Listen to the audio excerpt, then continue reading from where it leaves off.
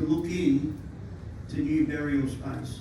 And were you specifically directed to look in to 5 kilometres within Carmarthen, within Rookwood Cemetery? Ooh, very good question. So I can answer that. So the board was appointed about 6 months after the organisation was formed. When the board was appointed, one of the things the government asked us to do as our top strategic priority was to come up with solutions to this burial supply crisis. And specifically, the government asked us to look at solutions or investigate solutions which were around providing the service to the communities which were about to lose that service because of the expiry of those 6 historic cemeteries within Sydney. So it was at the time that the board was appointed. So December 23. That was when that direction was given to the organisation. So okay, we're talking December 2023. We're into an 8-week process of consultation now. Some 2.5 years after you were given this. Yeah! I keep hearing consultation after the consultation period.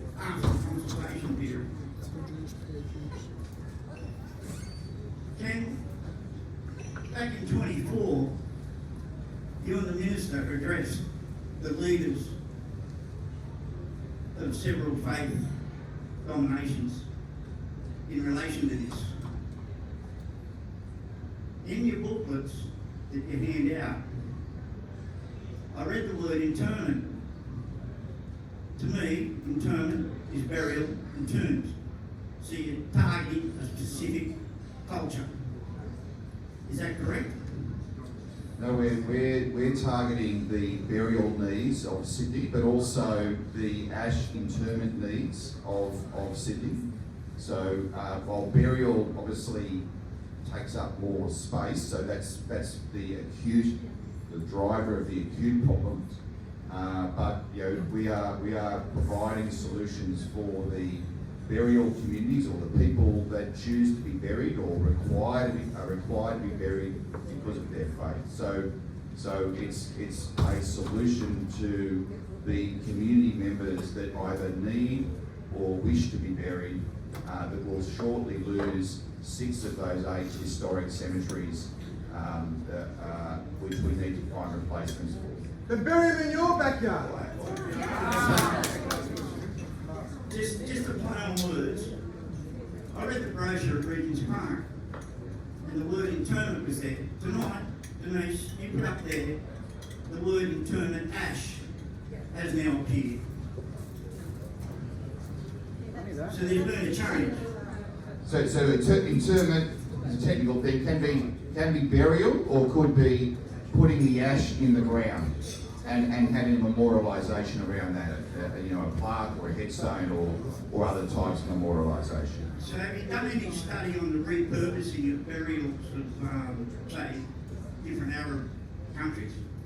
Yeah, I think one of the interesting things is that you look around the world, and indeed you look across other states in Australia, and there's a much broader range of different types of practices, interment practices, renewable tenure, lots of different options, whereas in New South Wales, we pretty much provided only 1 or 2 options. And one of the things that the government has opened up, one of the things we haven't spoken about is that in March last year, the New South Wales government put out a policy paper here, and one of the things they want to do is to open up more options for people who, have got a very varied community in Sydney who want to use different options. So that can be renewable tenure, it could be, a family buying a grave and having multiple members of that family being interred in that grave over time.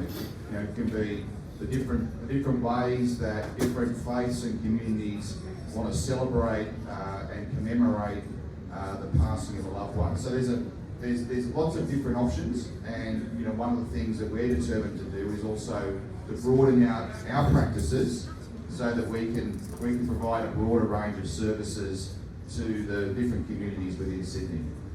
Thanks, Ken. Suzanne? Hi, I have a question and it's a yes or no, right? It's regarding criteria. So you said from a criteria perspective you had a list. Was existing cemeteries part of that list? So we have an existing cemetery. Would that have been a tick yes or a tick no? And also, farmland was, what, do we know what this land was previously? It was farmland, right? Pig farmland. I'm Hindu. I don't eat beef, right? I don't think I would like to be buried. I don't believe in burial. Do other faiths and religions want to be buried with pig farmland, beef, cows, all of this? Do we know? Have you guys done that study?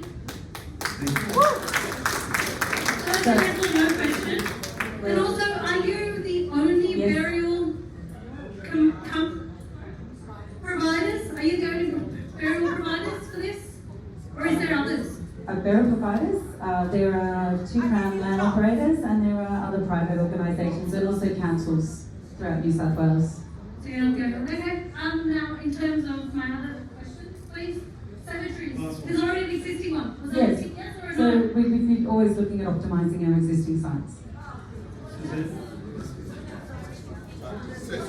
So I think I know. Sorry, I think I know what you're asking. So the problem that when you go over to say Rookwood, you look at all these old grave sites and you think, can't we just reuse them?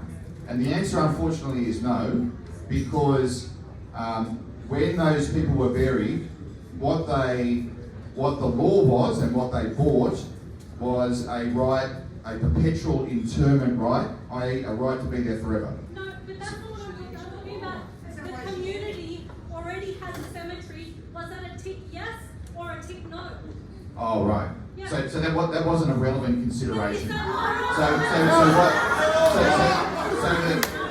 So the consideration around location was that consideration around here is a high demand area which is losing access to an existing cemetery. Dump it. Please, let's move on to the next question. Hi, my question is for Denise, but you may need Linda's help answering it because it's legislative. You refer to the master plan, but how can it be considered credible or consistent with government policy when it directly conflicts with New South Wales Government's open space and recreation strategy, the Greater Sydney Region Plan, you would know the metropolitan of 3 cities, and the Cumberland Council Local Strategic Plan Statement, all of which stress the need to protect and expand open green space in high density communities like Lidcombe.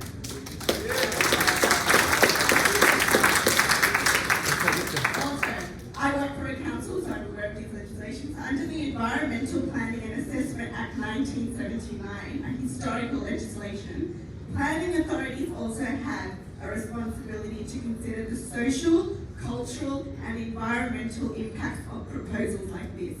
So how can a master plan that removes one of the largest recreation spaces in this area that we've had, directly opposite the new MS Centre, disabled people, the biggest Korean Omuri church, and in a community already facing industrialisation, traffic congestion and heat stress, possibly meet this legislative obligation? If the master plan is generally about Sydney's long-term burial needs, why hasn't it been directed towards less urban sites in growth areas such as Bringelly, Camden, Menangle?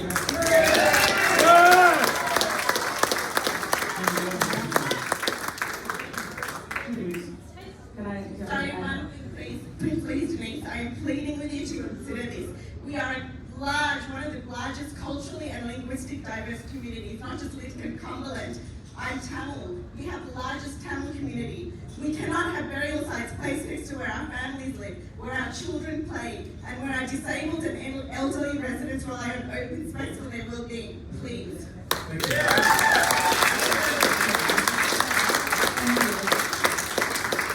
And I your concern, and that's why, you know, I know many individuals at the drop-ins, we've actually really much listened, and we can hear, I can hear how concerned you are. When I mentioned the master plan, what I was referring to was if any decision was made and we had to go through a state significant development, we would have to, as part of that, doing a master plan, it would have to go through community co-design, but we would have to reference all those other plans that you've stated, so they would have to be part of that consideration in the co-design. So that was where I was referring to as a master plan, but I do hear what you're saying.